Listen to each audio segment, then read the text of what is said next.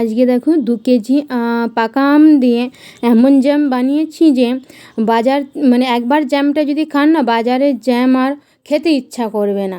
তো চলো কিভাবে বানাচ্ছি সেটা তোমাদের কাছে আজকে লাস্ট পর্যন্ত মানে ভিডিওটা দেখতে থাকো, তবে তোমরা জানতে পারবে এটা মশলা জ্যাম। তো দেখো প্রথমে আমি আম নিয়েছি, 2 কিলো আম নিয়েছি, পাকা পাকা আম নিতে হবে। তো এরকম করে ছুরি করে কেটে নিচ্ছি, কেটে নেওয়ার পর এর পালটা বার করে নিচ্ছি, দিয়ে মিক্সার গ্রাইন্ডারে পেস্ট করে নেবো, একটা লিকুইড পেস্ট করে নেবো। এখানে কিন্তু কোনো জল দিইনি, যে আমের যে শাঁসটা রয়েছে সেটাই পুরোটাই এমনি লিকুইড একটা পেস্ট হয়ে গেছে। যেহেতু মশলা জ্যাম বানানোর লেগে এগুলি কী করছি না চিনিটা নিয়েছি, চিনি এখানে 250 গ্রাম নিয়েছি।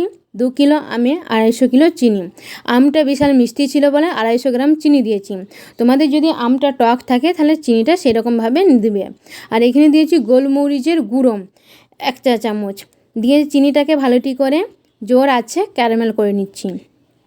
তার জন্য কালারটা দেখলে না প্রথমে যে খয়েরি খয়েরি কালারটা এরকমভাবে আসবে আর অনেক দিন থাকবে জ্যামটা।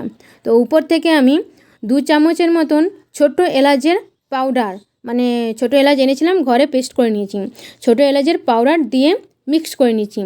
দেখতে যে ক্যারামেলটা দেওয়ার পর প্রথমে 1 হাতা জ্যামের যে মানে পালটা সেটা দিয়েছি, দেওয়ার পর তারপর পুরো পালটাকে ঢালছি, কেননা প্রথমেই যদি পুরো পালটা ঢালতে দিতাম তাহলে মানে মুখে আগুন মানে ফুটে এসে লেগে যেত। তার লেগে হাতে করে প্রথমে দিবে, তারপর অবশিষ্ট অংশটা ঢালবে। তো দেখতেই পাচ্ছ খুন্তির মধ্যে লেগে গেছে ক্যারামেলটা।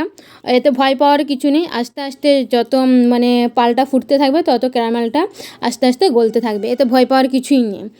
তো এটা দেখলাম অনেকটা পরিমাণ কমে গেছে, তখন দেখলাম কি জিরে আর হচ্ছে শুকনো লঙ্কা, শুকনো কড়াইয়ে ভাজা যে মশলাটা ওইটা 2 চামচ দিয়ে দিলাম।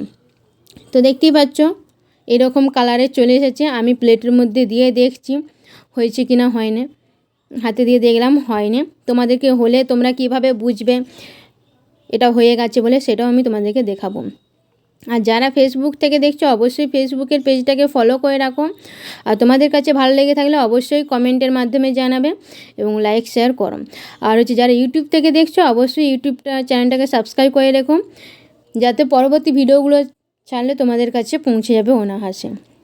তো এরকম করে টকবক করে ফুটবে। তোমরা চাইলে একটা থালা চাপা দিতে পারো, বা কেননা ফুটে এসে ছিটকে লাগার চান্সটা বেশি থাকে। তো আমি আবারও প্লেটের মধ্যে দিয়ে দিচ্ছি। দেখো জ্যামটা এরকম কালারের যাবে, এখানে কোনো কালার ফুড কালার কোনো ইউজ হয়নি, তোমরা চাইলে ফুড কালার দিতে পারো, কিন্তু আমি ফুড কালার কোনো কিছু দিইনি, জাস্ট এরকম মানে কালচে খয়েরি টাইপেরই হবে জ্যামটা, যেহেতু ক্যারামেল হয়েছিল বলে।